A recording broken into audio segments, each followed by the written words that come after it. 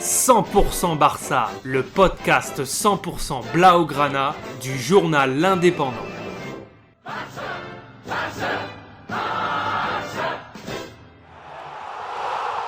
100% Barça, més que un podcast.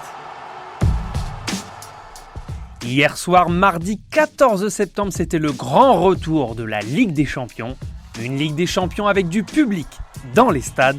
Et pour cette première journée du groupe E, dans lequel le Barça figure en compagnie du Bayern Munich, du Dynamo Kiev et du Benfica Lisbonne, les hommes de Ronald Koeman qui n'ont pas joué ce week-end en Liga contre Séville pour cause de report de match, recevaient au Camp Nou le Bayern devant près de 40 000 spectateurs, un an après le sévère 8-2.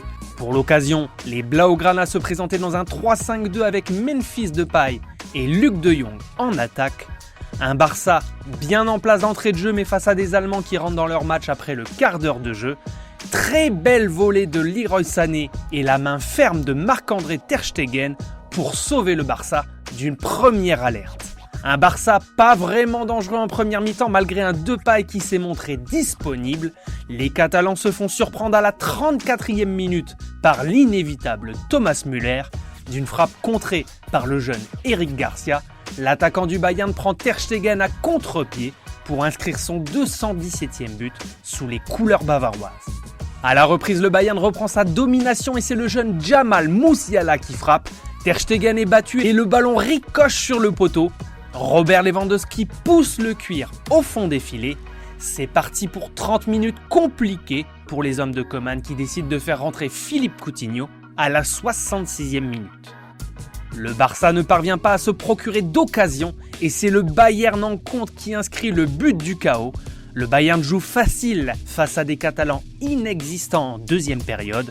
Kingsley Coman décale Gnabry qui frappe sur le poteau. Une nouvelle fois, c'est le renard polonais Lewandowski qui récupère. Dribble dans la surface avant d'ajuster pour le 3-0.